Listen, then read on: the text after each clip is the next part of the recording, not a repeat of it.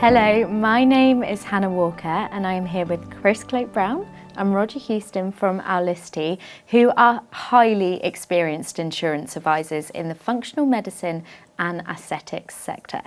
So first of all, Chris, tell us about Owlicity, how it started and your role within the business.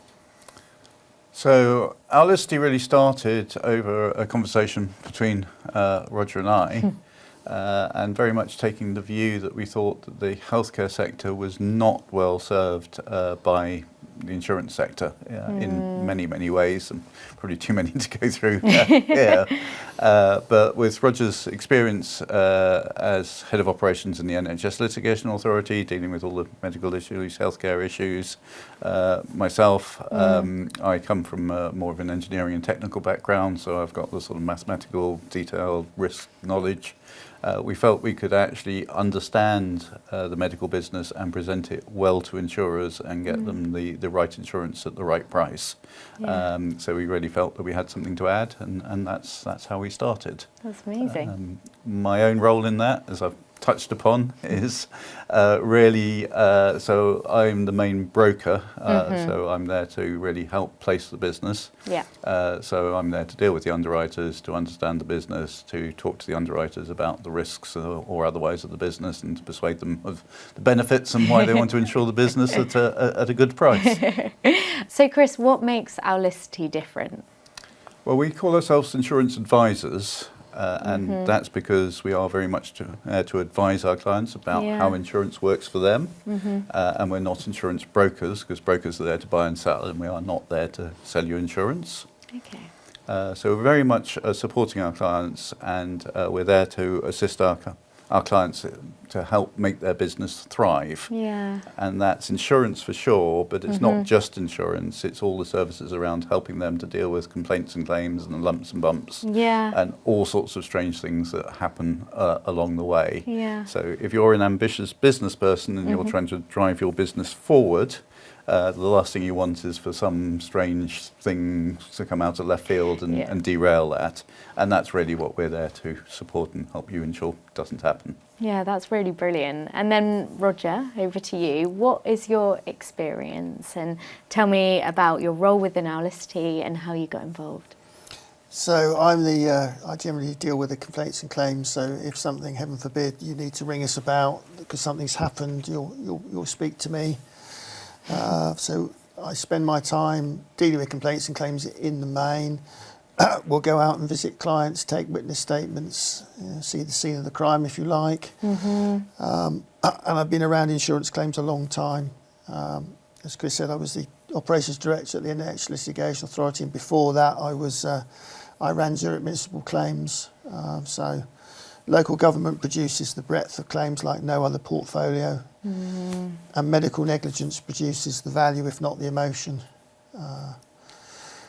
So that's me. My question, Roger, is whilst you've been at Owlicity, what's the strangest issue you've dealt with for a client? Good question, I like that. So we tend to have, we have a particular business that produces quite a lot of complaints as distinct from claims. And we had a particularly colourful character pursue all sorts of allegations based on the Equality Act and the Human Rights Act and various other things. And interestingly enough, he wasn't a patient.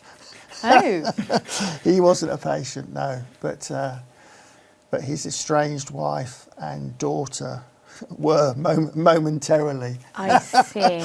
So, it's a curious thing that medicine brings in everybody, And, anyone with the vaguest involvement with either a patient or the business seems to think they have a voice. Some worth listening to, some not. I feel like you must have seen it all, Roger. Well, it's interesting. So it's about people. It's about people in difficult circumstances. So we pride ourselves on supporting people. Yeah. So we're very much that, these are grown-up people that run these businesses. What you need to do is give them a proper appraisal of the risks they face, and then they'll make a decision and move on. Yeah.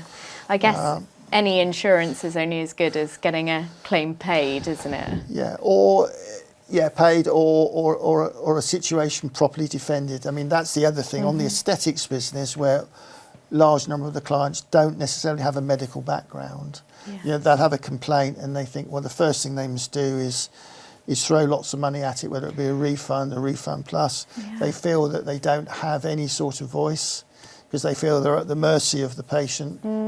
They're in the court of social media, which is never terribly equitable, certainly never rational. And how does all this work? You know, if they end up making an apology and an explanation, does that mean the premium triples? Which it doesn't. So there are various anxieties that we're quite adept at dealing with. Yeah, that's when you both come to the rescue. Yeah. And Chris, what is it that you love about working for Aulicity and in the insurance sector?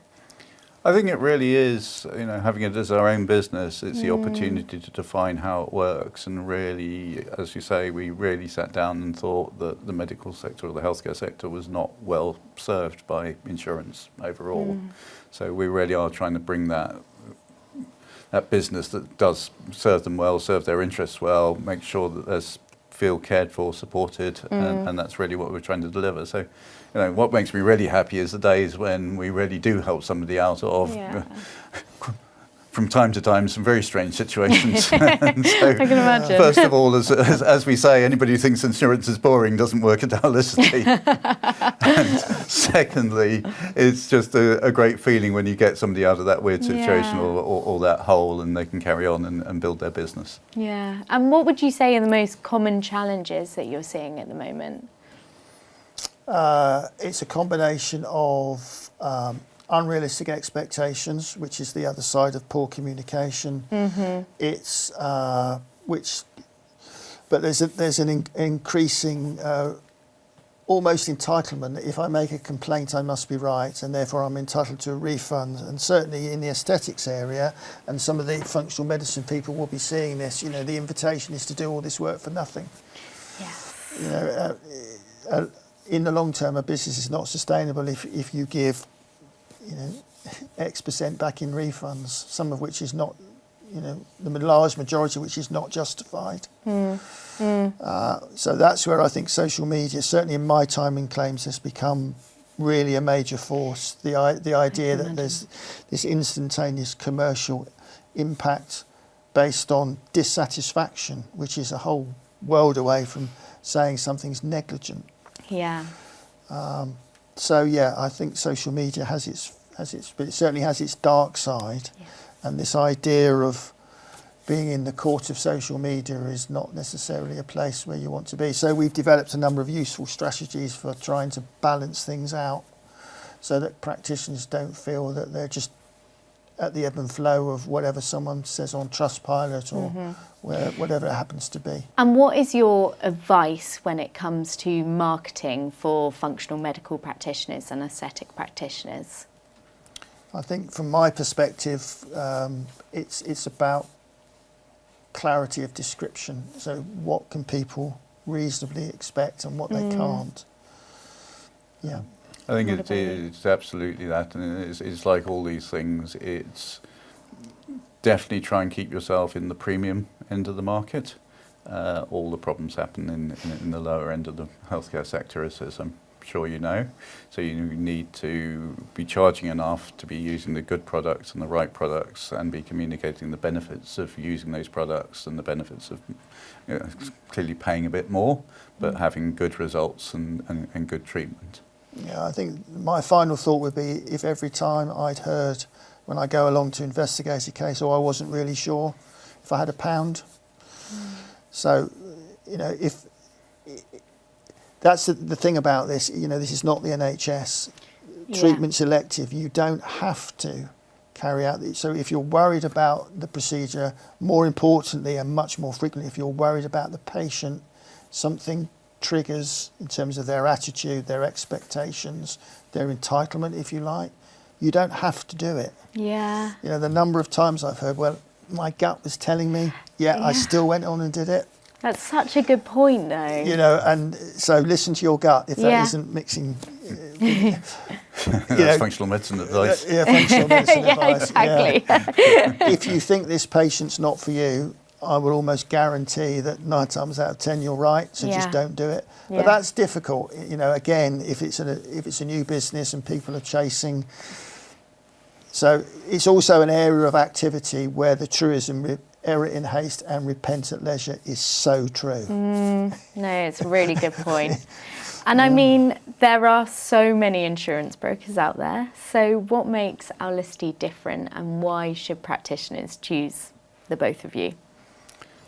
I think we really are about understanding practitioners and their business. And so we really do enjoy working with the people who worry about their insurance, to be honest. You know, we have clients who we talk to and ask us lots of questions who then say, I'm sorry for taking up your time. And it's actually, no, you're the people we like, because that means you actually care about your insurance and what you're getting and that you're covered and what's going to happen.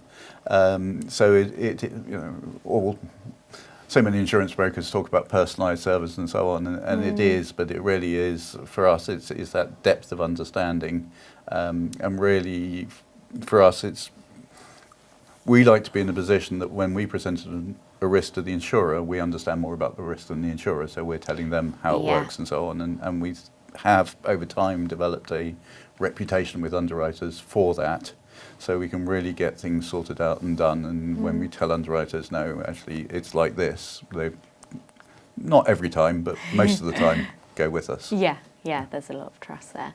And what should FM and aesthetic practitioners look for when they are considering their insurance broker?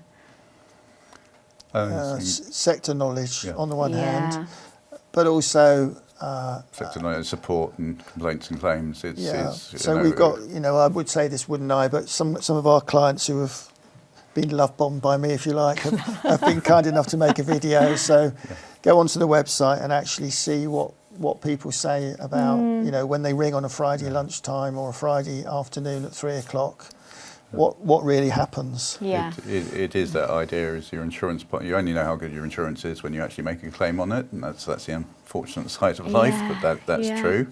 But it's think through, what would this be like if I had to make a claim, and we ready, Roger generally, me sometimes, but more to do the driving. Roger and his team are the people to sort it out. You know, when you make a claim, if we need to, we turn up on site. In the last couple of weeks, you've been looking at toilets coming off walls in one dental practice. You've been looking down drains in another dental practice. You've been all over to help people with all sorts of issues. Yeah, so most of what I do is trying to work with people on what we call defensibility. So someone's made a lot of noise, demanded money, perhaps treatment, you know, and where does it go from there? You know, is it a question of just paying up? You know, what are the risks associated with defending? You know, there's definitely this modern trend that because I say I'm dissatisfied and I think I'm entitled to something, therefore I should be entitled to that. Yeah. And how do you actually try and, you know, build a growing business against that sort of environment? Yeah.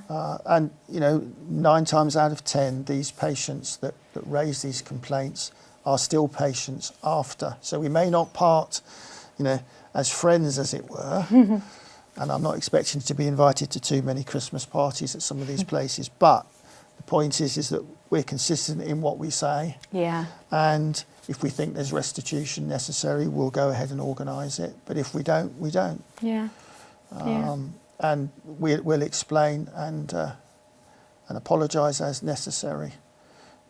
Now, some people flounce, and you're never going to satisfy everybody. That's not what you're there for. Yeah, that's true. But those that actually have an apology and an explanation, realise that why things have happened as they've happened, then generally these businesses keep those as clients. Yeah. So there's two things. One is that client, but there's also all the noise on social media. Yeah. And this fighting, this no smoke without fire sort of, because the most damaging aspect is that you never get to meet a client because they won't come near you because of what they've read. You know, so the Donald Rumsfeld thing, there's, you know, knowing what you know, and then there's having issues about, but there's this unknown, isn't there? You know, I didn't know that because I didn't know it. Well, again, it's that patient business, this person that quietly goes down the road because they've heard of what's gone on social media. And there is a perception it's a one-way street. And it isn't if you can deal with it sensibly.